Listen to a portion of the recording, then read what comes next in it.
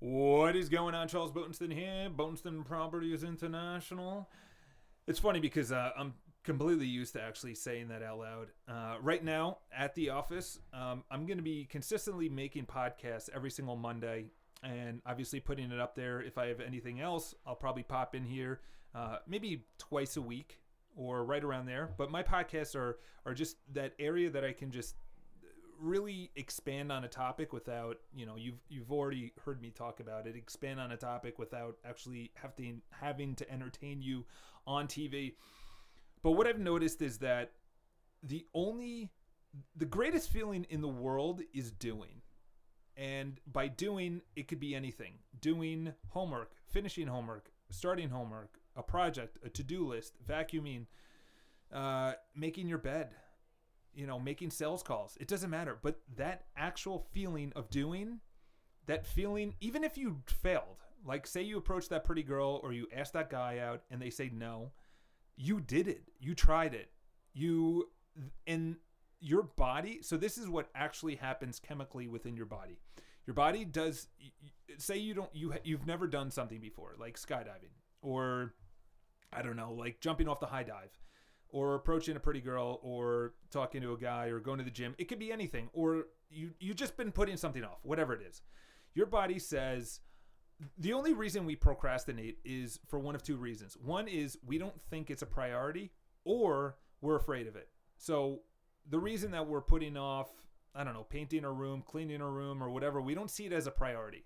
Or if there's something quote unquote scary, obviously approaching a girl or asking the guy out or going to the gym is not scary, but that's really what our body thinks. Our body says we haven't gone to the gym in a while, we haven't approached the pretty girl, we've never asked the guy out, or we've never tried out for this sports team, we've never made sales calls, or whatever the case is. That whole laundry list of things that we're afraid of, our body thinks we could die.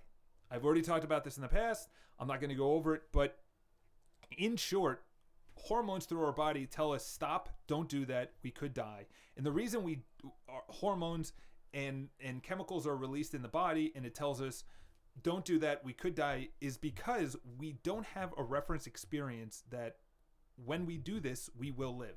Okay, in other words, we don't have the reference experience that when we go to the gym nothing bad happens, and then when we leave the gym we're like, I feel amazing.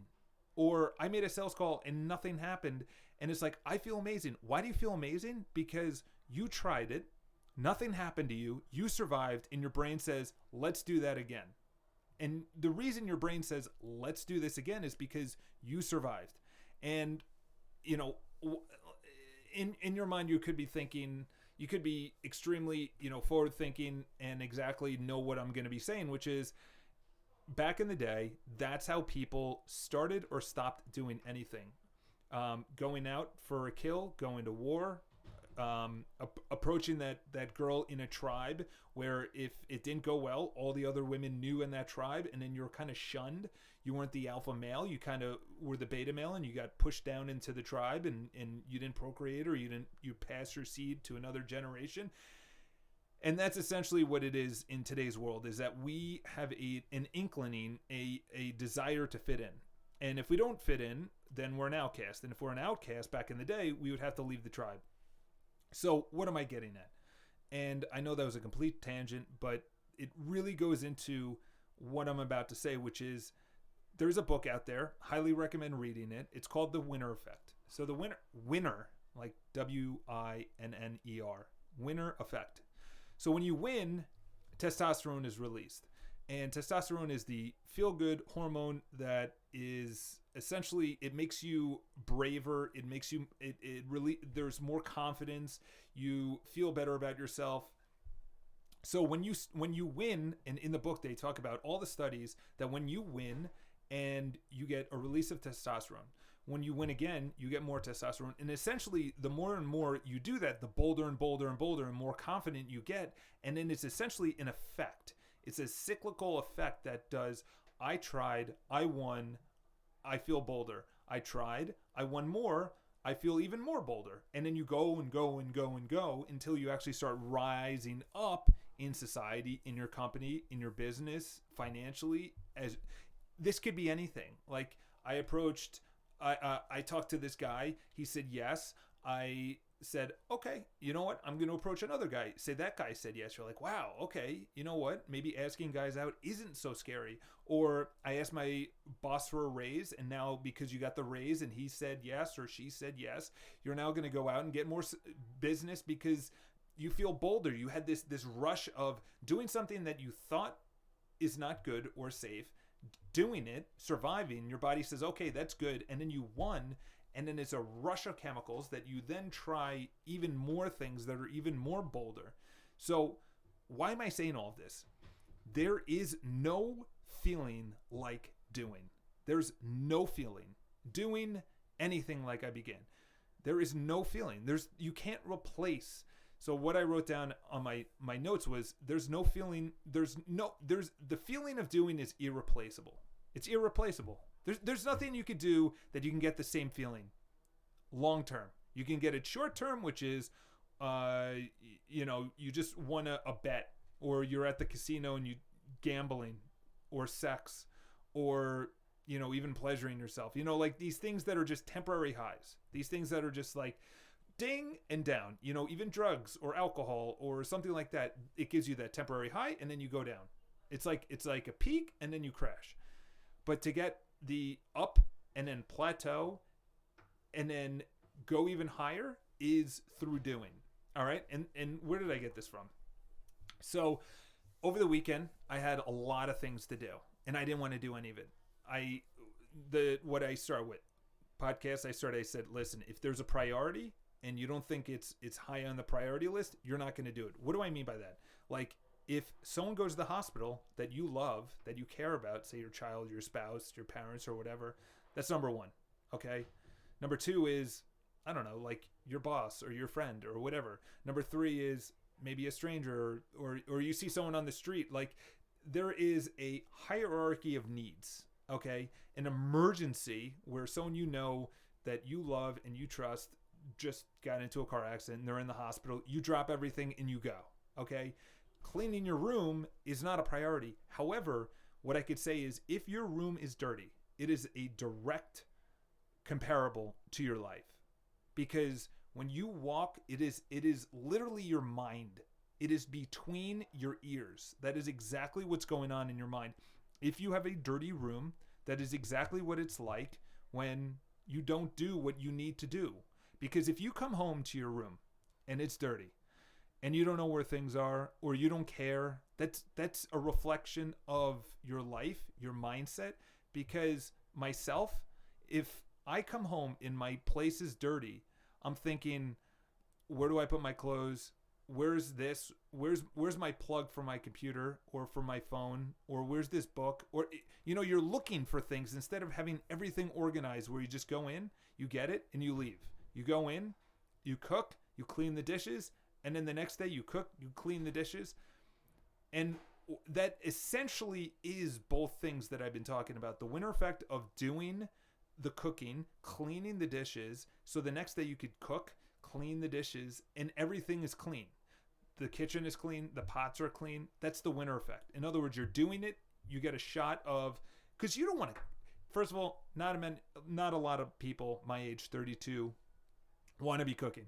And then if you cook, you don't want to clean right after. But if you do both, you're set up for the next day. And number two is you have that winner effect coming through. And then at the end of it, you have that irreplaceable doing feeling. Okay? So I'll just end on this. You're afraid to do something. Okay? Whatever that is. Insert what you're afraid of. When you do that, and listen, you could not do it. That's awesome. Congratulations. But you're going to go nowhere in life. If you can't do what you're afraid to do, you're not going to, because if you don't care, it's not on your mind. But you do care, so it is on your mind, and you do care, so that's why you need to do it. Okay? You only think about things you care about. Like, there's millions of things that we don't care about. Say, this season's fashion trends. I can give two shits about that. Why? Because I'm not involved and I don't care. Whether it's long pants or bottoms, bell bottoms, is it short? Is it high on the waist? I don't care. It's not a big deal to me. But because you care, That's why you should do it. And then when you do it, this is the thing. You have to remember the feeling when you do it. Really absorb that feeling.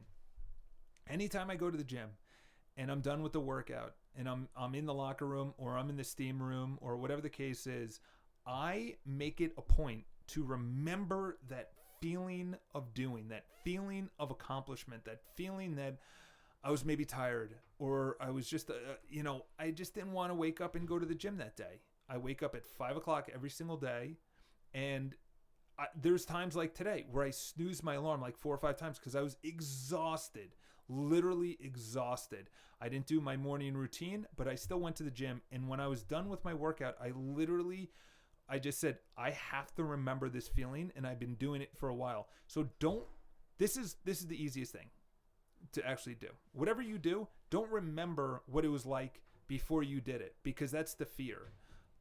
Approaching that person, making sales calls, whatever. Don't remember that feeling. Remember the accomplishment. Remember the feeling of doing, because that's irreplaceable, and you want to chase that feeling, because when you do things that you're afraid to do, there's literally the feeling that you want to chase right after it, which is the feeling of accomplishment, the feeling of doing, the feeling of winning. And it's an actual chemical reaction. And if you want to go down to it, dendrites, which are the electrical charges between your brain, what wires together or what fires together wires together. In other words, the habits are really hard to undo once you start doing something. Drinking, waking up late, snoozing your alarm, not cleaning your apartment, not making sales calls, not saving money, not saying I love you to your spouse, whatever the case is, that is now a habit. To undo that, if it was 3 years, it's going to take you really long. If it's just 6 months, it's not as challenging. But the more it's wired together, the same thoughts you have every single day, the same patterns emerge, you have to break that up. So the feeling of doing, you have to remember, and that's why you keep on doing, whatever it is. All right? So leave your comments below. We're going to be also having, obviously, the beautiful seminar here in New York City. I'm going to be sending out an email right after this, and I highly recommend people sign up for it, because we have a decent amount of people on the list. Can't wait for some people to be, sending in their questions. What do you want to talk about? What do you want to cover? So have an awesome day. Talk to you guys soon. And, of course, subscribe to the podcast.